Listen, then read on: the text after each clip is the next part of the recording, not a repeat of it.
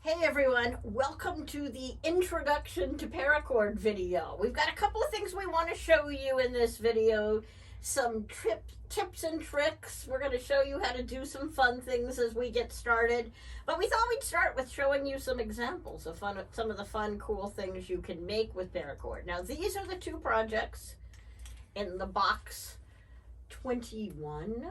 March 2021, box 21 box. So they've got a really cool neck lanyard we're making and a bracelet, if you haven't done that yet, that are both part of this box.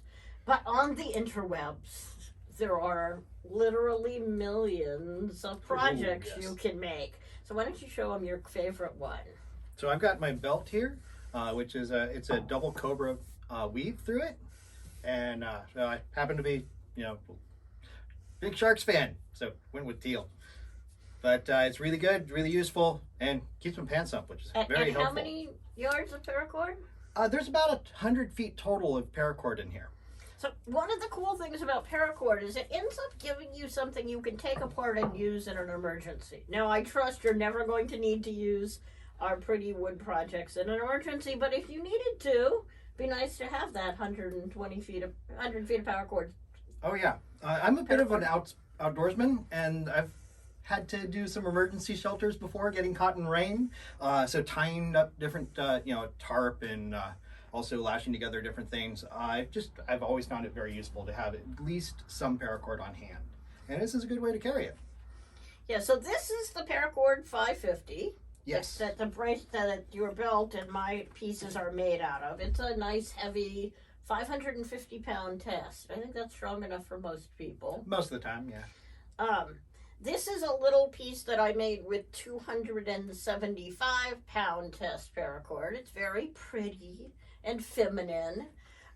So you could certainly get it as well. So there's paracord comes in all kinds of sizes and colors. You can get it in every color imaginable. Oh, yeah. Here's a couple more pieces. The professor was playing with paracord the other day and did this bracelet. We're actually going to use that for the pattern for our pendant. Awesome. It's a really fun pattern. It is. And if I remember, that's the same pattern as I've done here, except done as a single. It's a twist instead of going flat. And then this one is the same pattern you've done here. My mistake. This is our bracelet. This is just a Cobra Weave, and we're going to learn how to use it.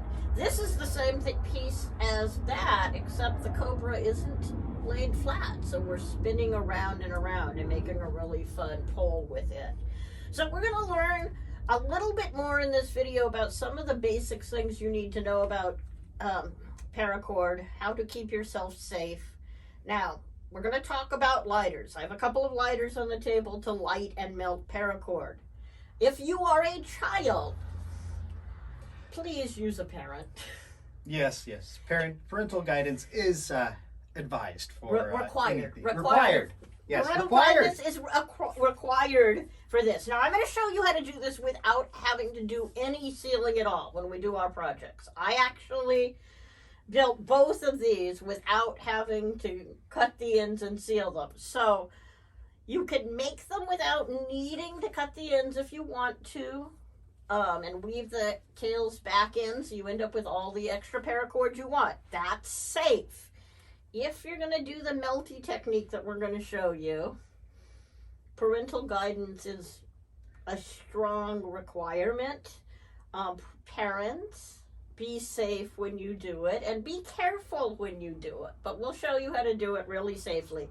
Yeah. It's nylon, it melts, it gets really, really, really hot. Because not only could the lighter burn you, but the paracord itself can burn you too. Exactly. So we want to be really careful with that when we do it.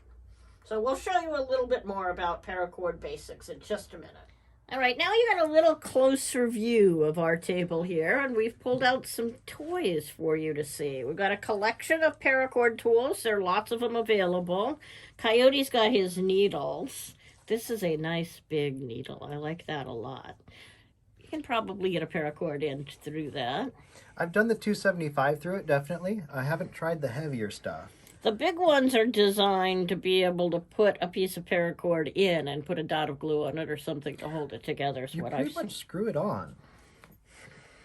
You basically just take, you typically need a melted end, but you just screw it on. And it stays and nice it stays and in. that's really nice. So.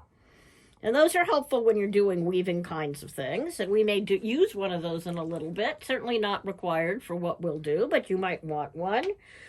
You're going to need a sharp pair of scissors of some kind. I've got my real scissors here, but you definitely are going to want to be able to cut things.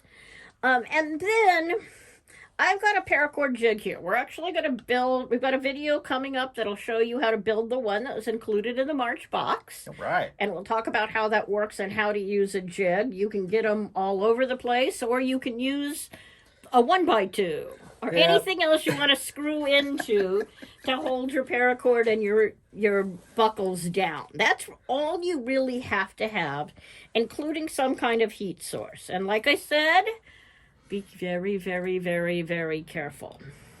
Now, as I said, there are a couple of ways to finish things. I'm going to move my arms around here. One way would be just to tie a square knot, and we'll talk about how that will work and what you can use a square knot for as a way to finish your project, and then we can weave those ends back in. But the one thing I want to show you, again, something you're only going to do very carefully, is I'm going to show you how one way you can finish a piece that's all raveled. This just looks horrible, doesn't it? It does. Okay, so the first thing I'm going to do is I'm going to pull this out a couple of inches. And you'll notice that my cord all got munched up here together, but that's okay. And I'm going to cut off all of this extra stuff.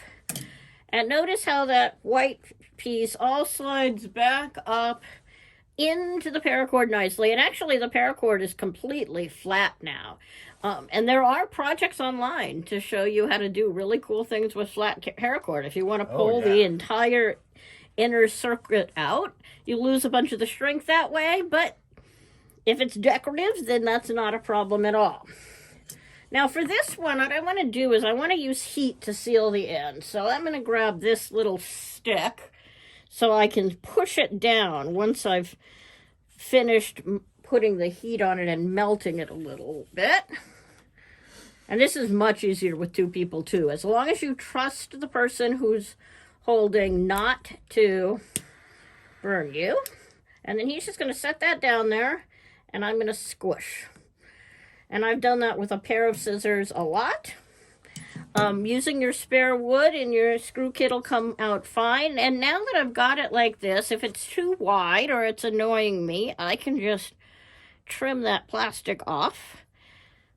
Get it a little flatter and a little narrower if I want it to be. And guess what? If I do it wrong, I can always melt it again. And now I've got a nice, flat, nice, smooth piece. You don't necessarily have to do that extra step of squishing it. But depending on what you're doing, that's nice. The other thing you can do with paracord, and I'm not very good at this yet, is you can actually attach two colors together. So if we wanted to combine this beautiful teal piece with my green piece, Greenpeace, that's an organization that takes care of the whales, we could do the same thing here, and we could seal this end and make sure it was nice. And then if I were skilled enough, which I'm not sure I am, you want to flatten that for me? And using my tweezers, perhaps, we could actually take these two pieces and heat them and squeeze them together. I'm not sure I even want to try, but we could do that, get those two squeezed together well, and we'd end up with a nice finished piece that was two colors. What we're going to do to get our two colored pieces is tie a knot and weave that knot end back in. But thousands and thousands of things you can do with paracord and lots of tools you need. So what we'll show you in the videos is two different knots. We're going to show you this Cobra Pattern, which is the one everybody makes. And so I'd recommend starting with the cage gear weaving if you haven't already done that. And we're going to show you how that piece goes together. And then we're going to show you a slightly more complicated variation of that. That's a lot of fun to put together.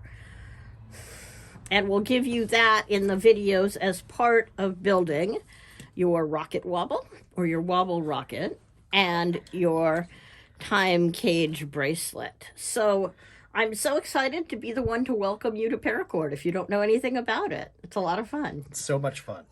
So much that you can do with it too. So be careful if you're using fire, but other than that, have a lot of fun.